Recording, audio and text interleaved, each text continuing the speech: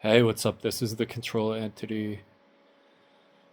I just want to tell a story about magic. I used to be an atheist. I was more like an agnostic kind of atheist where I was pretty open minded about spirituality, but I just didn't find most spiritual claims compelling enough for me to really believe.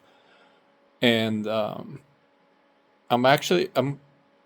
don't like to really admit to regrets sometimes because really whatever led me to the place I am now where I'm really happy with my life right now. So I don't like to second guess the decision making processes. Like sometimes I had to go through some weird things and I made mistakes or like changed my mind about things. So this isn't necessarily a regret, but it's sort of embarrassing to me nowadays that I got caught up in the sort of like new atheist movement, as some people call it, where I became sort of like a comment section guy where I would be really condescending to people about atheism. And it was just generally a really bad look and wasn't really about my spiritual beliefs.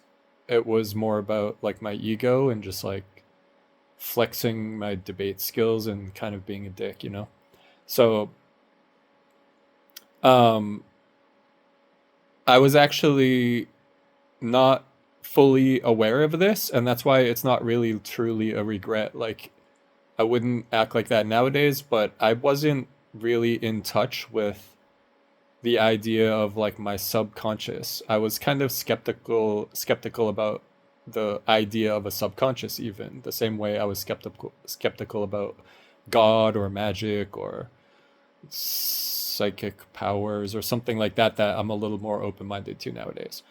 So, in fact, in a different circle, a different context, then maybe I would be embarrassed to discuss my spiritual beliefs and for the same reason, not because I don't believe in things or I don't believe in like skepticism being useful in some cases. Like, I just feel like the right beliefs and ideologies have to be applied in the right order at the right times. And um, yeah, I don't want to get sidetracked about that. My point right now is a story about at one point in time, I abstractly, without realizing it, understood and practiced the law of attraction and manifestation extremely well.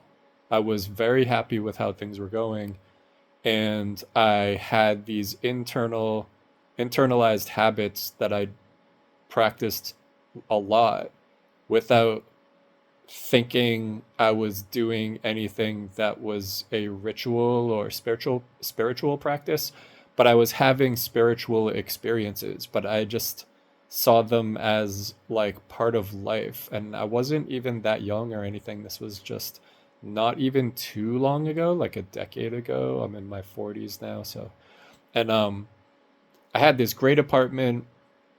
I had a girlfriend who was really beautiful. I liked my job. I liked what was going on in my life. But I realized sometimes that it's almost like the spell would wear off and I would see this woman in a different light. I would just notice that like she didn't even look the same. I mean, she was still a beautiful woman, but she looked kind of like not my type, and her body was actually literally different, and her face and like her complexion and her hair and stuff like that wasn't as nice as I thought other times. And I get it that people groom themselves and stuff like that, but like there were just all of these details. Like, I really don't do a lot of recreational drugs, but in this context of this relationship, I ended up like smoking a lot of like pot with her. And you know, none of those things are overtly magical, right? But I was one day watching a movie with my girlfriend, and we're sitting on the couch, and she was very much into new age ideas like manifestation, Deepak Chopra, meditation, and she smoked a lot of pot, and she just was really like um, just like a free spirited type of personality. I did find her really attractive, but also this is very different than what my personality was at the time. It was sort of an anomaly girlfriend too, who wasn't like a lot of other women I dated. So I didn't think this was strange at first, but she was sort of singing a little song under her breath. And the only reason this even caught my attention, because she always did this. She would like dance around. She wouldn't just say, "Hey, I'm gonna get up and get something from the kitchen." She would like dance out of the room and like hum to herself and sing little songs and rhymes to herself. So I didn't like think this was strange, and I wouldn't have, except that I really liked the movie we were watching, and I picked the movie out, and I wanted her to like notice the movie and pay attention to it so we could like have a conversation about it afterwards, or so I could just share an experience with her. And so I was like, why is she like looking my direction instead of at the screen? And I was wearing like a sleeveless, like a, like a t-shirt with the sleeves cut off. And she was like tracing a little kind of design on my arm with her finger. She wasn't actually drawing on me or anything like that, but she was like drawing with an imaginary line with her finger and making a little symbol like a sigil on my arm while singing something to herself under her breath. And because I was like, "Hey, watch the movie that I picked out," and like wanted her to like it caught my attention because she wasn't doing something else. So otherwise I wouldn't have caught this. So who knows how many other times she did this that I didn't catch it, but in this particular time I noticed, and I was like, "Hey, what are you doing right now?" And if she was like, "Oh, nothing," I might have let it go. But on top of that, she acted very guilty. She was like, "What?" Oh, and like curled her finger back up and looked the other way and was like, "Oh," and like really nervous looking. And I was like, "Okay, she looks really busted right now. Like, what is going on?" And I just suddenly, based on what I knew of her beliefs, I had this like, you know, putting two and two together, and I was like, "Were you just like trying to cast a spell on me?"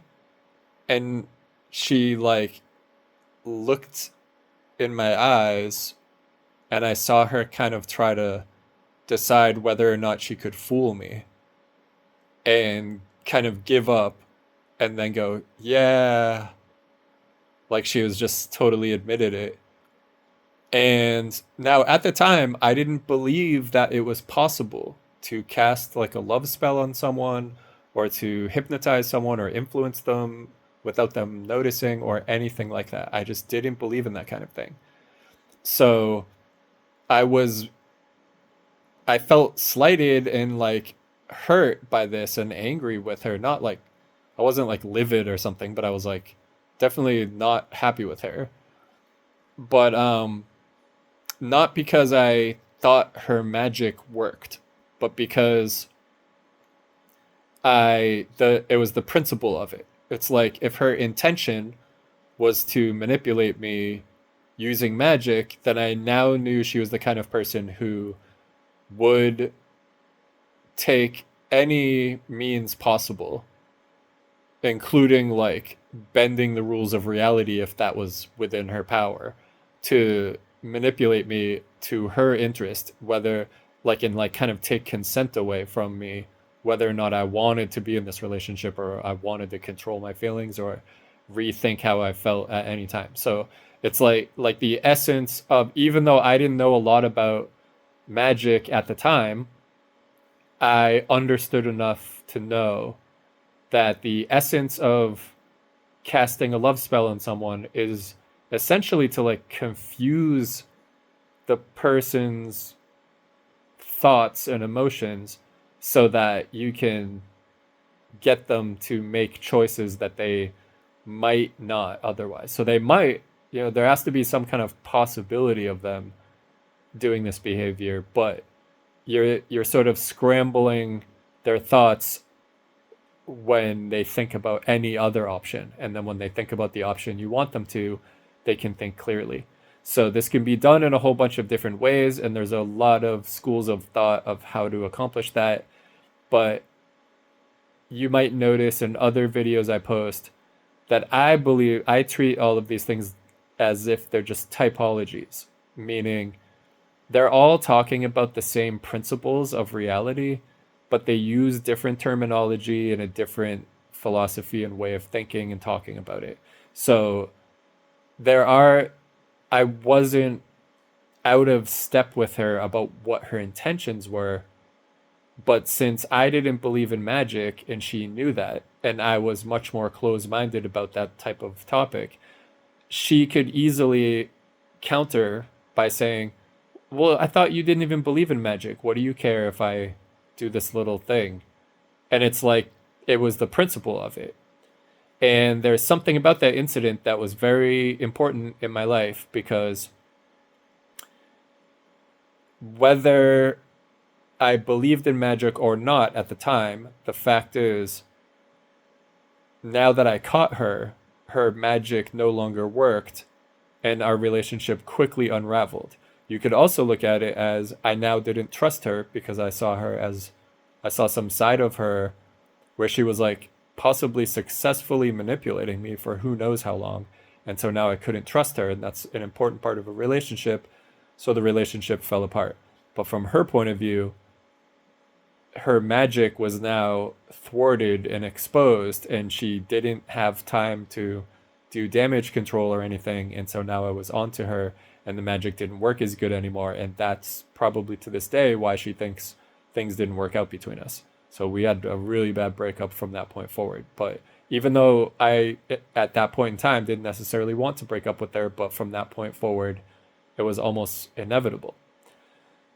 So that was a turning point for me, because I realized, ironically, that a lot of other things that we didn't agree about as a couple, because she believed in magic and I was completely skeptical.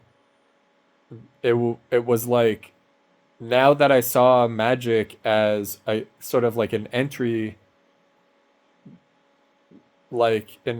position to becoming a believer in something supernatural like that, is to accept it as a metaphor. Like, who cares if the magic works or not? But it's like us, the fact that she thinks it works, then it's a metaphor for her using any other manipulation technique too. So it's like, it doesn't have to actually work. It's just about, she's the kind of person who would do that. And so that is actually like a gateway to becoming more open-minded about that. And the reason that this is important to do, even if you're skeptical, in my opinion, is that once you start looking at the world that way, you can bypass all of this kind of almost like pointless sidetrack detail thoughts and conversations and discourse by just not bothering to explain with logic why something is true. If it has to do with psychological states and emotions and influence and matters of opinion, then logic isn't really going to help you anyway. And if it has to do with morality, logic is basically useless and almost impossible to really rely on. There's some things where your intuition is faster and more reliable than sorting everything out almost like mathematically or logically. And this is counterintuitive. So people don't like that sometimes because it goes against our sort of the culture we've created. So it becomes sort of like embarrassing if you're around a lot of people who think logically and are very secular minded and they believe in the scientific method. You don't want to like come across as this new age lunatic person. So you have to watch how you talk about those kind of things. So this is simultaneously something that works, whether or not it is something you believe in, which holds up to scrutiny. And ironically, you can use some experimentation and logic to verify it enough times to have a reliable method, even if it's relying on like a personal or cultural mythology that frames your thinking so that you can accomplish certain control over your mind. And if that requires a story that is like technically not logical or not provably true, but thinking that way and applying that the lessons in that story to your life ends up improving your control over yourself and the way your life goes, then it's effective. And so it ends up being an like a straightforward proof almost, but not empirical proof, but a different type of proof that's like experience and emotion based, that is evidence that magic is working and at work in your life right now even. And up until that incident with that girlfriend, I didn't really understand that concept, so I was very close-minded to it. And once I understood that concept, my life drastically improved. It was already going well. Like I said, I was subconsciously using manifestation techniques without realizing that's what I was doing or how effective it was. But once I codified it and did some more research and educated myself about these esoteric and occult topics, and just not not getting sidetracked about whether or not something was provably true or even like relevant to my life, and just taking on this type of research with interest as the priority, and just being like, wow, that's really a cool thought or a cool idea, then I was able to experience things that do make sense, and they are true, and they are accurate ways of parsing reality, but I just wasn't in the mind state and didn't have the background knowledge to see the truth in it at the time. And so to make that leap into an entirely new lifestyle and timeline, I had to have faith and try to understand something that initially didn't make sense to me for no other reason other than just the whimsical desire to have real magic in my life. And nowadays I can honestly say it's successful. Like there's so many things in my life that I can attribute to magic, and it only strengthens the validity of that magic and like makes it work better for me when I think and talk that way. So I hope that story inspires other people to be a little bit more open-minded about it too, because if you saw what my life was like before I acknowledged that, as lucky and privileged as I have been in my younger days, I my life is so incredible nowadays. Thank you so much for listening. I approve. Thank you.